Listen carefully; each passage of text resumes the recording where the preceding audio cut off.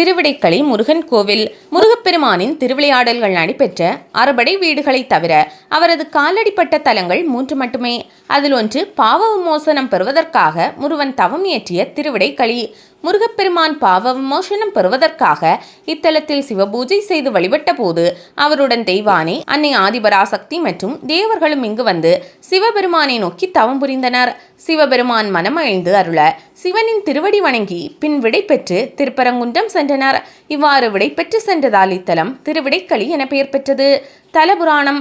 திருச்செந்தூரில் சூரபத்மன், தாரகாசூரன் ஆகியோரை சம்ஹாரம் செய்த பின் முருகப்பெருமான் திருச்செந்தூரில் தங்கியிருந்தார். தேவர்களின் சேனாதிபதியான முருகனுக்கு தெய்வானையை மணமுடித்துக் கொடுக்க ஏற்பாடு நடந்தது. அப்போது சூரபத்மனின் 2வது மகன் இரணியாசுரன் தன் உறவை சுறாமீனாக மாற்றிக்கொண்டு தற்போது மயிலாடுதுறை மாவட்டம் பூம்புகார் பகுதியில் உள்ள கீழ் சமுத்திரத்தில் பதுங்கி அங்கிருந்த அனைத்து உயிர்களையும் துன்புறுத்தி வந்தான். இதனால் பெரும் மின்னல்களுக்கு ஆளான தேவர்கள் இரணியாசுரனையும் அழித்தால்தான் அரக்கர்களின் கொடுமையிலிருந்து விடுபட முடியும் என முருகப்பெருமானிடம் முறையிட்டனர். அவர்களின் வேண்டுகோளுக்கு இணங்க பக்தர்களை காக்கும் பொருட்டு முருகன் கீழ் சமுத்திரம் வந்தார். ஆனால் கடலில் ஏராளமான சுறாமீன்கள் தென்பட்டன. இரணியாசூரன் எந்த சுறாமீன் உருவில் மறைந்துள்ளான் என்பது தெரியாமல் முருகன் தயங்கி நின்றார். அவர் தயங்கி நின்ற இடமே தயக்கம்பாடி என பெயர் பெற்று பின்னர் மருவி தரங்கம்பாடி என்றானது. அந்த சமயம் தரங்கம்பாடியில் எழுந்தருளியிருந்த ஞானசக்தி திரு காமேஸ்வரி அரக்கனை கொல்ல முருகனுக்கு வஜ்ரவேல் கொடுத்தார். அவரது ஆசையுடன் முருகப்பெருமான் மாயையால் மறைந்திருந்த இரணியாசுரனை சம்ஹாரம் செய்தார். சிவபக்தனாகிய இரணியாசுரனை சம்ஹாரம் செய்ததால் முருகனுக்கு பாவதோஷம் ஏற்பட்டது.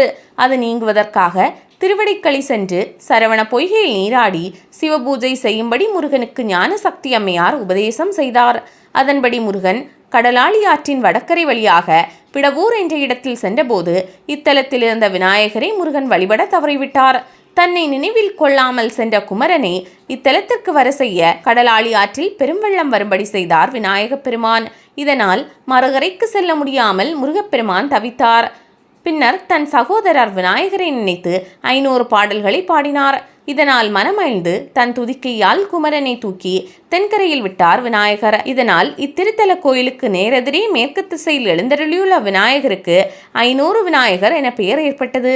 தென்கரைக்கு வந்த முருகன் 4 திசையின் எல்லைகளிலும் ஐயனாரை காவல் வைத்தார்.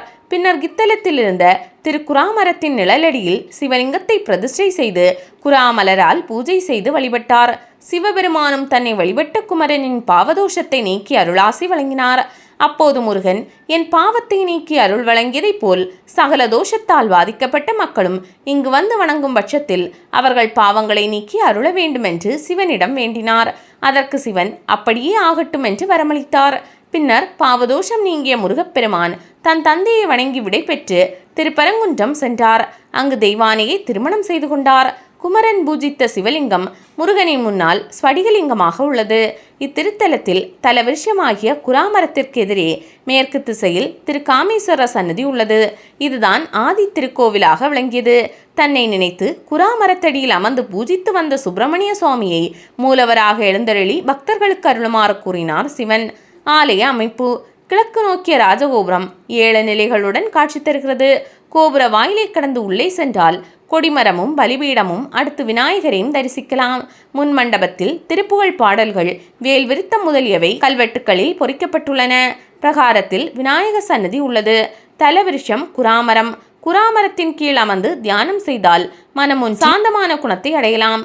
கருவறையை சுற்றி முன்புறம் ஸ்படிகலிங்கமும் தெற்கில் தட்சிணாமூர்த்தியும் பின்புறம் பாவநாச பெருமானும் வடக்கில் வசிஷ்டலிங்கமும் காட்சி தரும் அமைப்பினை இத்தலத்தில் மட்டுமே தரிசிக்கலாம். உட்சுற்றில் நவசக்திகளும் விநாயகரும் சுப்பிரமணியரும் அடுத்தடுத்து காட்சி தருகின்றனர். அடுத்தாற்போல் நாகநாதலிங்கம், கஜலட்சுமி, வில்லேந்திய முருகர், உற்சவ மூர்த்தம் ஆகியோரை வணங்கலாம். கருவறையில் ஸ்ரீ பாலசுப்பிரமணிய சுவாமியும் அவருக்கு பின்புறம் வடமேற்கு மூலையில் ஸ்ரீ பாபவிநாச பெருமானும் சேர்ந்தே அருள்பாலிக்கிறார்கள். யானை வாகனம். இங்கே உள்ள முருகன் 6 அடி உயரத்தில் கிழக்கு நோக்கி நின்ற நிலையில் இருக்கிறார். சுவாமியின் வலது கை அபயம் தரும் விதத்திலும் இடது கை தொடையில் வைத்தபடியும் உள்ளன. இத்தலத்தின் 4 எல்லைகளிலும் ஐயனார் கோவில்கள் இருப்பதும் இங்குள்ள முருகப்பெருமானுக்கு மயிலுக்கு பதிலாக யானை வாகனமாக உள்ளதும் குறிப்பிடத்தக்கது. இத்திருத்தலத்தில் தெய்வானை தென் திசை நோக்கிய சன்னதியில் வீற்றிருக்கிறார். அந்த அன்னை குமரன் நிற்கின்ற திசையை நோக்கி திருமுகம் திருப்பிய நிலையில் எழுந்தருளியுள்ளார். முருகன் எப்போது சிவபூஜை முடித்து தன்னை கரம் பிடிப்பார் என்று அவர் நினைக்கும் மனநிலையை இது தத்ரூபமாக பிரதிபலிக்கும் வகையில் அமைந்துள்ளது. தோஷங்கள் விலக இத்தல முருகனை வழிபட்டால் ஜாதக ரீதியாக உள்ள மாங்கல்ய தோஷம், நாகதோஷம், புத்திர தோஷம், செவ்வாய் தோஷம் உள்ளிட்ட அனைத்து தோஷங்களும் விலகி நிறைவான வாழ்வு கிட்டும் என்பது நம்பிக்கை. முருகப்பெருமான் சிவனை வழிபட்ட குராமரத்தடியில் அமர்ந்து ராகு பகவான் முருகப்பெருமானை வழிபட்டிருக்கிறார். இதனால் ராகு தோஷம் உள்ளவர்கள் இங்கு வந்து பிரார்த்தனை செய்தால் விரைவில் திருமணம் நடந்தேறும் என்பது நம்பிக்கை. தினமும் காலை 7 மணி முதல் மதியம் 1 மணி வரையும், மாலை 4:30 மணி முதல் இரவு 8:30 மணி வரையும் கோவில் நடை திறந்திருக்கும். கோவில் அமைவிடம் சிதம்பரத்திலிருந்து நாகப்பட்டினம் செல்லும் தேசிய நெடுஞ்சாலையில் திருக்கடையூருக்கு தென்மேற்காக 6 கிலோமீட்டர் தொலைவில் இக்கோவில் அமைந்துள்ளது.